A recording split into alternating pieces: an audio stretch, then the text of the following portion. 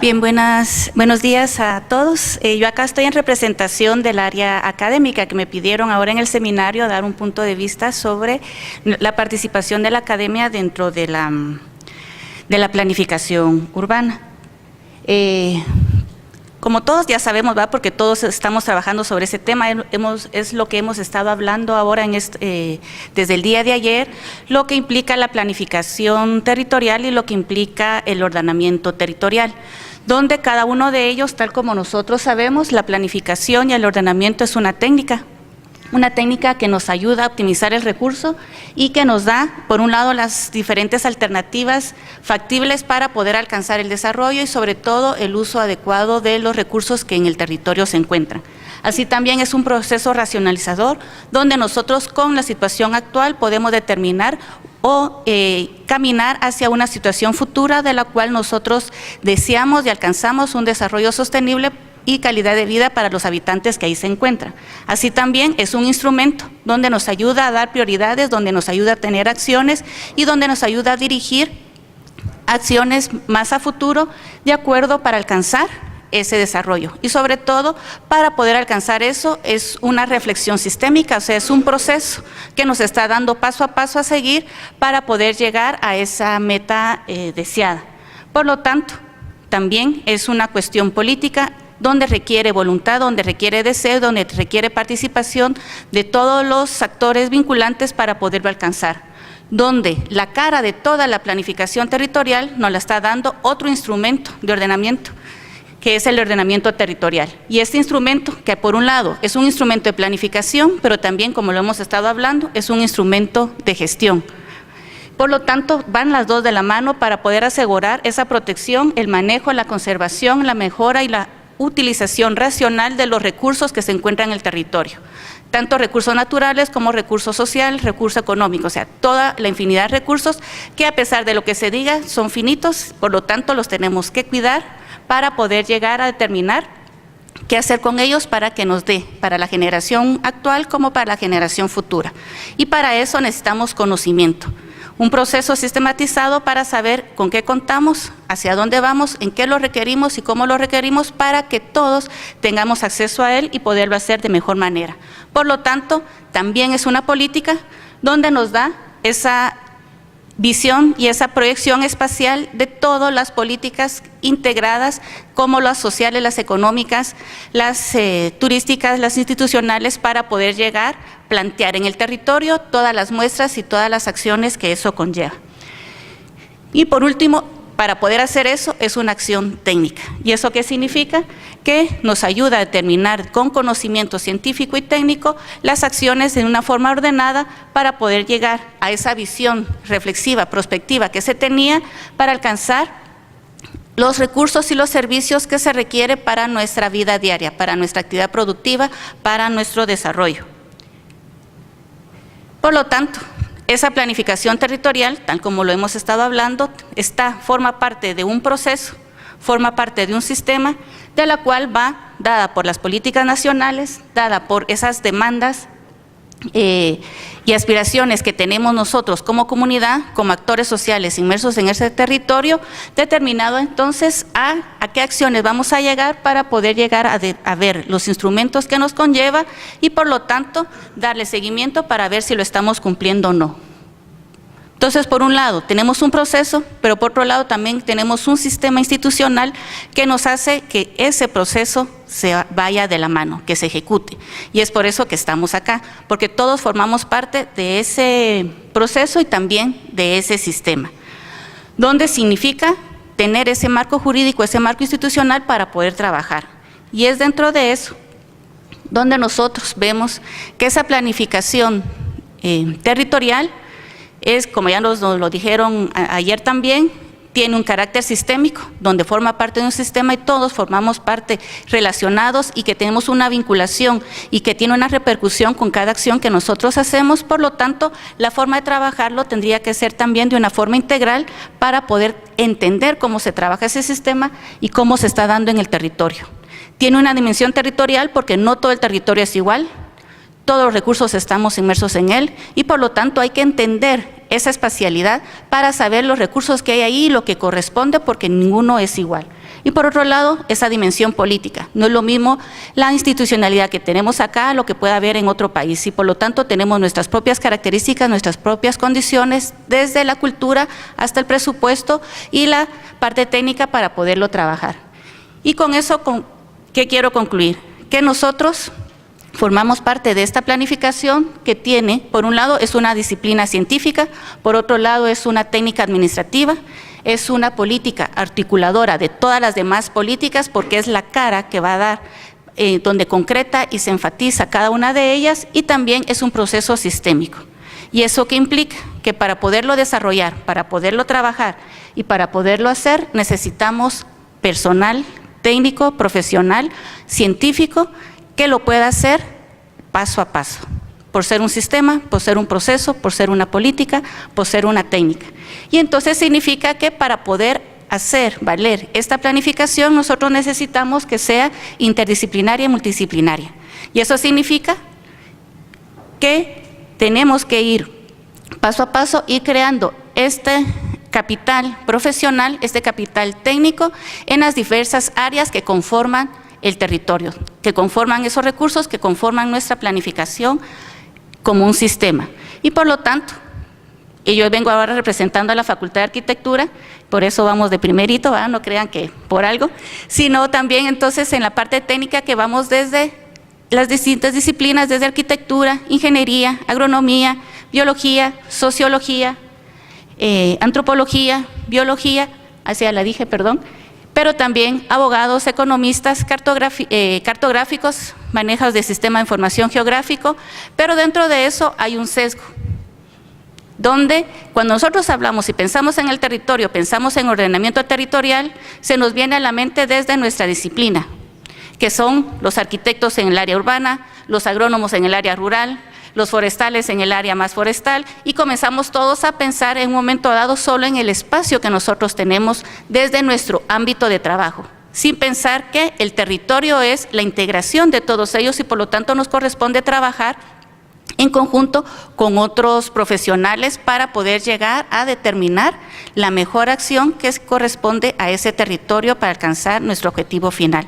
Y ahí es donde a nosotros nos cuesta en primer lugar entender que tenemos que ser técnicos y en segundo lugar que tenemos que ser multidisciplinarios. Eso no significa de saber de todo, porque no nos corresponde, pero sí saber cómo trabajar con los demás para que en equipo poder llegar a tener un conjunto. Y dependiendo de dónde corresponde la planificación, así va a ser el líder profesional que va a guiar los pasos a seguir. Y es ahí donde la academia tiene el primer aporte, formar a este cuerpo técnico, a este cuerpo profesional, para que vaya a los distintos ámbitos para poder trabajar y hacer cumplir esta planificación de esa forma técnica, científica, sistemática. Pero nuestro país tiene una debilidad más fuerte, ¿verdad? No solo acá, sino que en varios, de que la parte técnica es la que siempre está relegada en relación al reconocimiento del conocimiento y de los procesos que saben hacer. Por lo tanto, nosotros vemos bajo la excusa y el pretexto de que somos un país pobre, somos una municipalidad que no tiene recursos, ¿quiénes están conformando el cuerpo técnico de esas municipalidades? Si nosotros vemos, se salvan las ciudades intermedias, las cabeceras importantes, que no se diga el área metropolitana, ¿verdad? Pero de nuestras 344 municipalidades, más del 95%, el cuerpo técnico es mínimo. Yo hice algunos estudios pequeños en San Vicente Pacaya, en Amatitlán, y en su momento, por ejemplo, el encargado del Departamento de Planificación, que es el que le corresponde llevar estos procesos, era el constructor que en algún momento, y no un constructor profesional, sino un constructor del pueblo, que era el que conocía un poco más cómo se manejaba y por lo tanto él era el encargado de las licencias de construcción. En el otro municipio era la persona que trabajaba con la gente para poder organizar en relación a riesgo, y como ahí era afectos a eso, entonces él era el encargado del departamento para velar. Entonces cada uno de ellos solo trabaja con su ámbito, que es muy bueno que haya recurso local, pero estos procesos requieren recurso profesional técnico. Y por lo tanto, una de las cosas que nos toca corresponder es hacer el cambio de cultura para que sí se tiene que invertir en estos procesos, la institucionalidad tiene que ser la primera en reconocer el valor de ese conocimiento y por lo tanto darle el espacio y darle su lugar para hacer el proceso como debe de ser. Si nosotros no invertimos en eso, no se da. Y por lo tanto, desde la academia que nosotros estamos generando conocimiento y espacios para que ellos puedan trabajar, nos encuentra que salen con ese conocimiento, no solo como profesional que hay, sino que a eso le agregamos a que tienen una maestría, tienen una especialidad, donde están enfocados a planificación territorial, planificación urbana, ordenamiento territorial, a sistemas de información geográfica, o sea, un valor agregado a todo eso, y todavía no se les sigue reconociendo y no se les da el espacio para que puedan hacer su trabajo como tal. Y un tercer espacio es que nos quedamos en los cuerpos medios. Es muy difícil, y en algunos sí lo logran, llegar a los puestos altos para donde se toman las decisiones. Y entonces vamos con la otra idiosincrasia. Lo que el alcalde decida porque le gustó, aunque el técnico le pueda demostrar que lo que decida no es lo correcto, se termina haciendo. Por lo tanto, una de las debilidades que tiene nosotros desde la parte técnica es que somos muy técnicos como tal, o sea, enseñamos desde la academia todo el conocimiento científico, pero se les olvida poder ser gestores de su propio proceso, que puedan ser para llegar a terminar y convencer y facilitar los procesos de una manera no solo técnica, sino también política, en el buen sentido de la palabra. Y dentro de eso, vemos que, por el otro lado, también no solo es de conocimiento y que implementemos el proceso, sino también ese proceso, lo que nosotros podemos aportar como tal. Desde el día de ayer hemos estado hablando de la parte de las metodologías, de la parte de los indicadores, de la parte de los instrumentos que se tiene para poder hacer un buen diagnóstico del conocimiento de ese territorio, y es ahí donde más estamos enfocados, en hacer la parte de diagnóstico, cada uno desde nuestro ámbito, desde lo ambiental, desde lo social, desde lo económico, pero no solo con eso conlleva, sino también en la generación de instrumentos técnicos, de los instrumentos normativos, de los instrumentos administrativos y financieros para poder ejecutar este proceso. Entonces, por un lado, somos los que investigamos, somos los que analizamos, somos los que hacemos las propuestas, pero también nos corresponde hacer los ejecutores y la implementación de ello con la toma de decisiones, que es lo más difícil para eso. Y una de las cosas que me preocupa acá, y es lo que siempre se da, es que estamos muy enfocados en estos dos, pero en el último, que siempre lo dejamos a un lado, y es una de las partes más importantes, y es lo que más nos enfoca para saber si va a ser factible o no, si vamos a alcanzar el objetivo o no en ese momento, que es el seguimiento y la evaluación. Hicimos bien el trabajo anterior, se logró manejar, qué corresponde para retroalimentar y hacer los cambios respectivos, los indicadores que planteamos están bien realizados, se logró cumplir las metas, sino que no solo nos quedamos en esta parte y no seguimos, y eso es muy notorio. Yo con los alumnos de la maestría que tenemos sobre eso, cada vez que hacemos las propuestas de qué es lo que vamos a hacer, esta parte la manejan rápido y esta parte siempre se les olvida. Y uno de los puntos que también cuesta mucho manejarlo desde el ámbito que estamos es cómo vamos a financiar este proceso que hay. Y es irónico porque uno de los puntos que siempre ponen cuando hacen una planificación es, vamos a pedir ayuda internacional. O sea, todo se resuelve con ayuda internacional, pero nunca se piensa en autofinanciar y ver cómo el mismo proyecto genera las acciones para poder seguir trabajando y seguir retroalimentando. Y entonces hay una parte que estamos fallando. ¿Por qué? Porque estamos pensando solo como una parte muy técnica de hacedores, pero no de facilitadores y mucho menos de gestores. Y aquí es donde una de las cosas que no dije anteriormente es que, y ahí es donde toca que otros ámbitos de acción también se involucren dentro de este proceso. Y aquí estamos hablando de financieros, de economistas. Es muy difícil encontrar un economista urbano, un economista planificador, un economista ambiental, que no se diga un abogado urbano, un abogado ambientalista, cuesta mucho más. Por lo tanto, le deja a los más técnicos, como arquitectos, ingenieros, a tener que resolver todos esos ámbitos que no corresponden, que no son parte de su expertise y que tiene que involucrarse para poder guiar. Por lo tanto, si nosotros vemos ya la planificación territorial dentro de todo eso, que es de acción, no solo es de planificar y que todos estos procesos se queden en papel, sino que todos esos instrumentos que se generan, todas esas propuestas se logren ejecutar e implementar. Y es la parte donde nos toca dar ese salto, y en la academia nos cuesta un poco más porque se queda todo en libros, en documentos y no en la ejecución. Y ahí es donde ver cómo con la participación ciudadana lograr llegar a un mayor ámbito de acción para poderlo implementar correctamente. ¿Por qué? Porque si lo vemos solo como técnicos, nos estamos quedando solo en la parte del actor social del ámbito de las organizaciones sociales que se van implementando.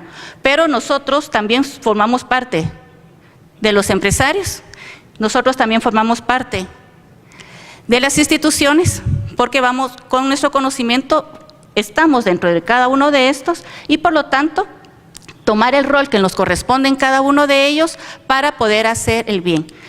Desde la academia, una de las cosas más fuertes que corresponden es velar para que los intereses de cada uno de estos sectores sean integrales y se pueda llegar a una concertación para generar menos conflictos y con eso entonces poder alcanzar un poco más nuestro proceso.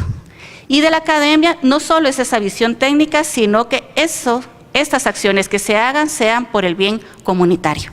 Y más que todo, si trabajamos con ética, esta parte tiene que estar implícita dentro de todas las cosas que se están trabajando.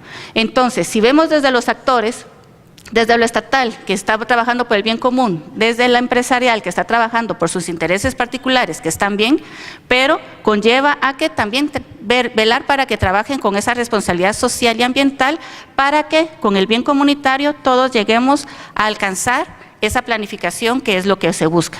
Por lo tanto, ¿qué quiero decir con esto?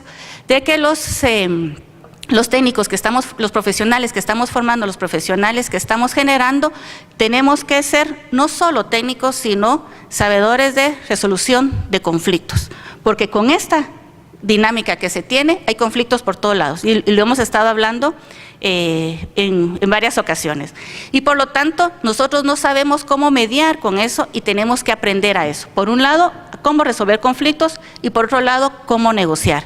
Y esa parte se nos olvida, o sea, es algo de que estamos fallando desde la academia a enseñarle a nuestros profesionales que no son solo técnicos, sino que es mucho más que eso y que le toca hacer muchos roles, ¿verdad?, para poder llegar a alcanzar la planificación urbana. Y por el otro lado, desde nuestra visión técnica, no solo determinar nuestra formación, sino también ser actor donde estamos generando esos instrumentos, velando para que esos instrumentos que generamos o todo ese conocimiento que hicimos se llegue a actuar y que esa actuación sea de forma correcta. Por lo tanto, también nos corresponde desde la academia un fuerte rol de auditor, un fuerte rol de fiscalizador para que se cumplan estos intereses de una manera acorde a lo que se había planteado.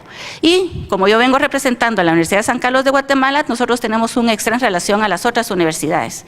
Y es la parte de que tenemos propuesta de ley, iniciativa de ley, y es una de las cosas que no se está utilizando desde el conocimiento que nosotros generamos para llevar al ámbito al Congreso los cambios que se requieren para poderlo seguir trabajando mucho mejor. ¿Por qué? Porque una parte de la normativa es la que cambia. Eso de forma general, ¿verdad? No puedo hablar por las otras universidades, no puedo hablar por los otros sectores de investigación que se están generando acá, sino que de grosso modo esta es la importancia que se da. Pero desde la Facultad de Arquitectura, nosotros trabajamos de una forma mucho más pequeña, no somos de las facultades más grandes en relación a la producción de conocimiento e información que se da, pero sí en la formación. Y por lo tanto, a los arquitectos de la formación desde la licenciatura tiene un eje, que es el eje de urbanismo y medio ambiente, que se les está inculcando desde el inicio los conocimientos para que desde el ámbito de la arquitectura trabajemos en la planificación territorial, se trabaje en la planificación urbana, en saber cómo hacer el análisis de ese entorno donde se hacen las intervenciones y cómo desde los proyectos que se generen se vayan con menos impacto en busca del bien común. Y por lo tanto, cuando ellos terminan esta línea ya tienen un conocimiento más integral para poderlo desarrollar. Por el otro lado, también tenemos el ejercicio profesional supervisado, donde los estudiantes hacen su práctica de 6 a 8 meses dentro de una municipalidad para irlos a apoyar en relación a hacer proyectos de infraestructura, más que todo de equipamientos de arquitectura.